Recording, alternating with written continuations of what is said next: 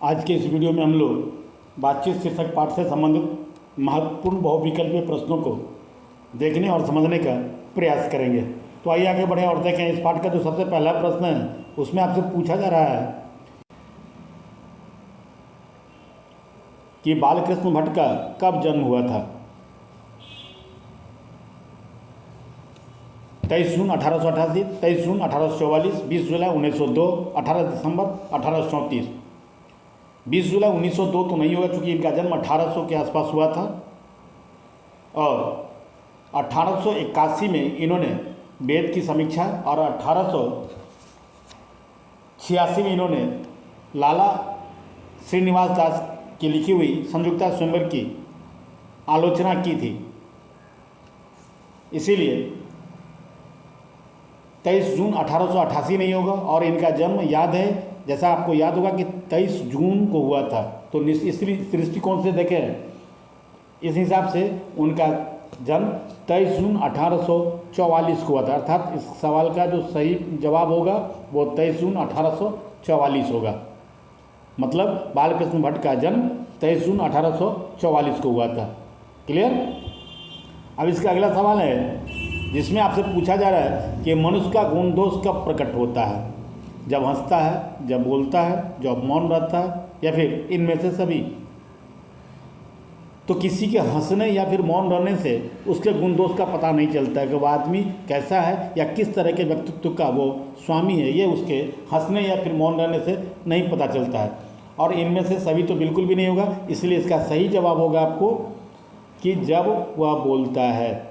जब वह बोलता है, बी इसका सही जवाब होगा। यानी आदमी के बोलने यानी व्यक्ति के बोलने से उसके गुण दोष का पता चलता है। क्लियर। अब इसका अगला सवाल है कि बालकृष्ण भट्ट किस काल के रचनाकार हैं। तो आपको याद होगा कि बालकृष्ण भट्ट भारतेंदु हरिश्चंद्र के समकालीन थे और भारतेंदु हरिश्चंद्र आधुनिक काल के रचनाकार थे।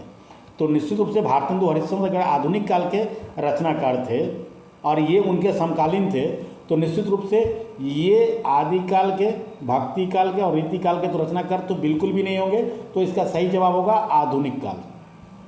क्लियर। चलिए, अब इसका अगला सवाल है कि इनमें से कौन सी रचना बालकृष्ण भट्ट की है। कछुआ का धर्म, प्राच्य विद्या इनकी रचना नहीं है। रेणुका रामधारी सिंह दिनकर की रचना है। तो निश्चित रूप से रेल का विकट खेल बालकृष्ण भट्ट की रचना है। क्लियर। चलिए, अब इसका अगला सवाल है कि संवाद में सबसे महत्वपूर्ण क्या है। तर्क, जिज्ञासा, आत्मीयता या प्रभावपूर्ण भाषा। तर्क और जिज्ञासा का कोई महत्व नहीं होता है संवाद में। प्रभावपूर्ण भाषा उतना प्रभाव नहीं डाल पाता व्यक्ति के ऊपर। तो निश्चित रूप से इसका सही विकल्प होगा आत्मीयता। क्लियर। अब इसका अगला सवाल है कि बालकृष्ण भट्ट किस मासिक पत्र के संपादक थे। उदंत मार्तंड पहला समाचार पत्र था, उसमें ये थे नहीं। विश्वामित्र कलकत्ता से प्रकाशित होने वाली पत्रिका थी, तो ये कलकत्ता में थे नहीं। प्रताप इनके बाद आया। तो फिर इसका सही जवाब होगा हिंदी प्रदीप। हिंदी प्रदीप मासिक पत्र के ये संपादक थे बालकृष्ण भट्ट। क्लियर। अब इसका अगला सवाल है कि रॉबिन क्रूसो को कब तक मनुष्यों का मुख देखने को नहीं मिला था। 10 वर्ष तक, 12 वर्ष तक, 16 वर्ष तक या 18 वर्ष तक। तो इसका सही विकल्प होगा 16 वर्ष तक। क्लियर। अब इसका अगला सवाल है कि बालकृष्ण भट्ट की रचना बातचीत क्या है। यह कहानी है, यह एकांकी है, यात्रा वृत्तांत है या ललित निबंध है। तो ये जो बातचीत शीर्षक ये पाठ है, ये कहानी नहीं है, एकांकी भी नहीं है, ये निबंध है। पर ये ललित निबंध नहीं है क्योंकि इसमें कलात्मक रूप से इस निबंध को नहीं लिखा गया है। और इसमें हम लोग देखते हैं कि इसमें लेखक ने वैचारिक यात्रा की है। तो इस दृष्टिकोण से यह रचना यात्रा वृत्तांत है। इसका सही विकल्प होगा यात्रा वृत्तांत। क्लियर। अब इसका अगला सवाल है कि मनुष्य की बातचीत का उत्तम तरीका क्या है। मनुष्य के बातचीत का उत्तम तरीका क्या है। पहला विद्वतापूर्ण बातचीत, दूसरा तर्कपूर्ण बातचीत, तीसरा भीड़ से बात करना, और चौथा अवाक होकर बात करना। तो विद्वतापूर्ण बात करना, तर्कपूर्ण बात करना या फिर भीड़ से बात करना, ये सब तो नहीं होंगे। तो निश्चित रूप से इसका सही जवाब होगा अवाक होकर बातचीत करना, इसके सही जवाब होंगे। क्लियर?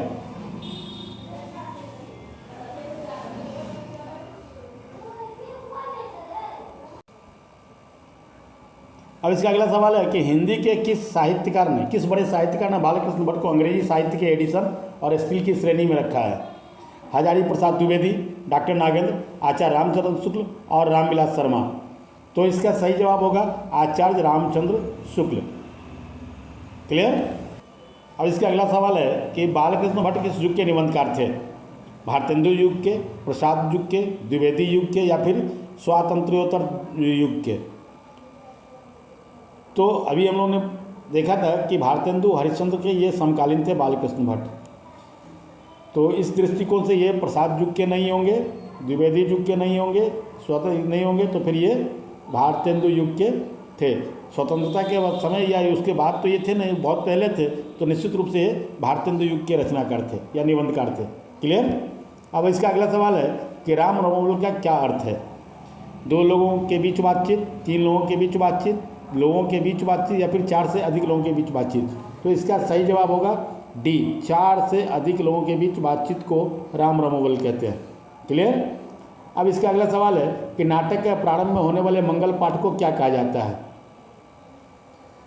भजन तो यह है नहीं, पूजा हो तो फिर आरती होगी, मंगल काम में मंगलाचरण होता है, तो फिर ये नाटक है। निश्चित रूप से ये न तो भजन है और न मंगलाचरण और आरती भी नहीं है। तो निश्चित रूप से इसका सही जवाब होगा नांदी पाठ।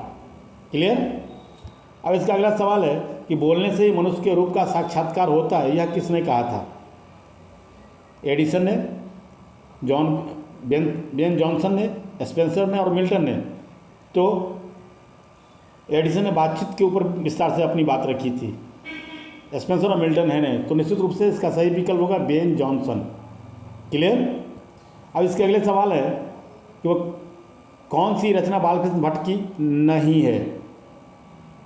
नूतन ब्रह्मचारी, ये बालकृष्ण भट्ट की रचना है। 100 अजान 100 जान, ये भी बालकृष्ण भट्ट की रचना है। सद्भाव का अभाव, ये भी बालकृष्ण भट्ट की रचना है।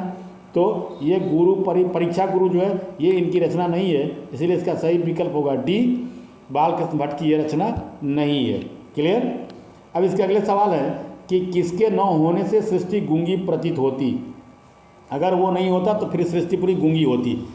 श्रवण शक्ति अर्थात सुनने की शक्ति, वाक शक्ति, बोलने की शक्ति, स्मरण शक्ति, याद जिसको हम रखते हैं, दिव्य या अलौकिक शक्ति। तो सुनने से इसका कोई मतलब नहीं, बोलने से ही और न बोलने से। तो मतलब अगर नहीं लोग बोल पाते तो शायद वो दुनिया पूरे गूंगी प्रतीत होती है। निश्चित रूप से इसका सही जवाब होगा वाक शक्ति के अभाव में ये सृष्टि गूंगी प्रतीत होती, अगर लोगों में वाक शक्ति नहीं होती। तो इसका सही विकल्प बी होगा। चलिए, अब है कि संयुक्ता स्वयंवर रचना है, किनकी रचना है? ये बालकृष्ण भट्ट की रचना है, हजारी प्रसाद द्विवेदी की रचना है, या फिर लाला श्रीनिवास दास की रचना है, या फिर मैथिली शरण गुप्त की है? जो बालकृष्ण भट्ट की रचना नहीं है, हजारी प्रसाद द्विवेदी की भी रचना नहीं है, मैथिली शरण गुप्त की भी नहीं है।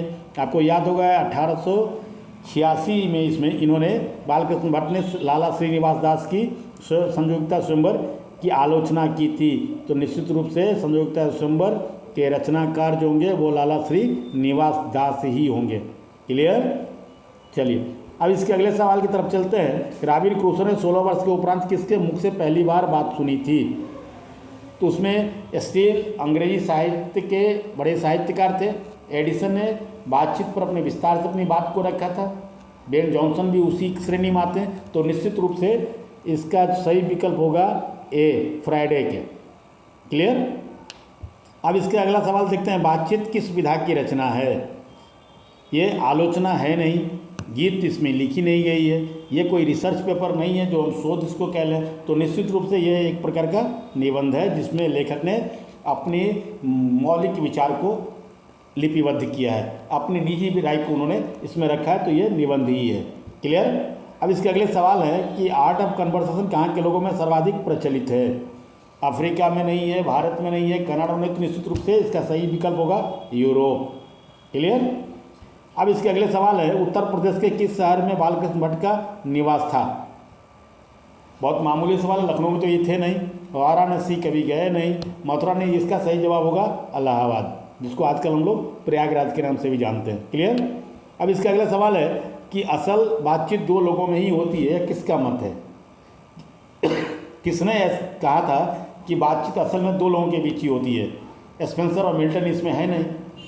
तो इसमें बातचीत पर विस्तार से बातें एडिसन ने और बेन जॉनसन ने कही थी। बेन जॉनसन ने, आपको याद होगा, बेन जॉनसन ने कहा था कि बातचीत से ही आदमी का साक्षात्कार होता है, जबकि एडिसन ने कहा था बातचीत सिर्फ दो लोगों में होती है, तीन लोगों में फॉर्मेलिटी होती है, और जब तीन से अधिक चार लोग हो या फिर चार से अधिक हो तो उसमें राम रमोबल होती है। तो दो लोगों की बातचीत ही बातचीत होती है, ये विचार एडिसन के हैं। क्लियर। अब इसके अगला सवाल है कि बालकृष्ण भट्ट ने हिंदी प्रतिलिपि का प्रकाशन कब शुरू किया था? 1877 में, 1888, 1890 और फिर 1894 में। तो इसका सही जवाब होगा 1877 में, को याद होगा। और 1877 में इन्होंने हिंदी प्रतिलिपि का प्रकाशन आरंभ करके 33 वर्षों तक लगातार इन्होंने इसको प्रकाशित करते रहे थे ये बालकृष्ण भट्ट। क्लियर। तो इसका सही जवाब होगा 1877 में हिंदी प्रतिलिपि का प्रकाशन आरंभ हुआ था। क्लियर। अब इसका अगला सवाल है कि बातचीत में मन किस प्रकार का हो जाता है? बातचीत में मन किस प्रकार का हो जाता है? बातचीत करने से किसी को क्रोध आता नहीं है, बल्कि जब आदमी क्रोधित हो तो दूसरे के साथ बातचीत करके, या मन कोई दुखी हो या मन भारी या बोझिल होता हो, उस समय जब आदमी किसी दूसरे आदमी से बात करता है उस समय उसका मन थोड़ा हल्का महसूस करता है। तो निश्चित रूप से इसका सही जवाब होगा सी, हल्का और स्वच्छ होता है बातचीत करने से लोगों का मन। ठीक है। अब इसका अगला सवाल है और अंतिम सवाल है कि बातचीत के माध्यम से बालकृष्ण भट्ट क्या बताना चाहते हैं? अरे भाई, इस पाठ का शीर्षक ही है बातचीत, तो निश्चित रूप से लेखक अपने इस बातचीत शीर्षक पाठ के माध्यम से बातचीत की शैली को बताना चाहते हैं कि बातचीत की शैली हमारी क्या हो और कैसी हो। क्लियर। तो ये थे बातचीत शीर्षक पाठ से संबंधित कुछ महत्वपूर्ण बहुविकल्पीय प्रश्न। इसके पहले मैंने इस पाठ से संबंधित दो वीडियो दिया था। पहला वीडियो था जो इस पाठ, जिसमें इस पाठ का संक्षिप्त सारांश बताया गया था। वो वीडियो आपके लिए काफ़ी महत्वपूर्ण होने वाला है, कारण परीक्षा में जितने भी इस पाठ से संबंधित अति लघु उत्तरीय प्रश्न और बहुविकल्पीय प्रश्न होंगे सब वहीं से होंगे। इसलिए अगर आपने उस वीडियो को अभी तक नहीं देखा है तो उसे अवश्य देख लें, उससे अच्छी तरीके से समझ लें। दूसरा वीडियो था जो आपके पाठ्यपुस्तक में संकलित ये जो बातचीत शीर्षक पाठ है उसके अंत में जो प्रश्न दिए गए थे उन प्रश्नों से संबंधित दूसरा वीडियो था जिसमें उसको हल किया गया था। वो वीडियो भी आपके लिए महत्वपूर्ण है, क्योंकि आपकी परीक्षा में जितने भी दीर्घ उत्तरीय प्रश्न होंगे सब वहीं से होंगे, इसीलिए वो वीडियो, दूसरा वीडियो भी आपके लिए महत्वपूर्ण है। इसलिए आप इसके पहले के दोनों वीडियो को भी अवश्य देख लें अगर आपने अभी तक नहीं देखा है तो। ये वीडियो, आज का ये वीडियो आपको पसंद आया होगा। ये वीडियो आपको पसंद आया हो तो इसे आप अवश्य लाइक करें, इसे अपने मित्रों तक शेयर करें, और अगर अभी तक अपने चैनल को सब्सक्राइब नहीं किया तो इसे अवश्य सब्सक्राइब करें, बेल आइकन जरूर दबाएं ताकि समय से नए वीडियो का नोटिफिकेशन सबसे पहले आपको मिले। आप देखते रहें हिंदी ट्यूटोरियल क्लासेस। धन्यवाद।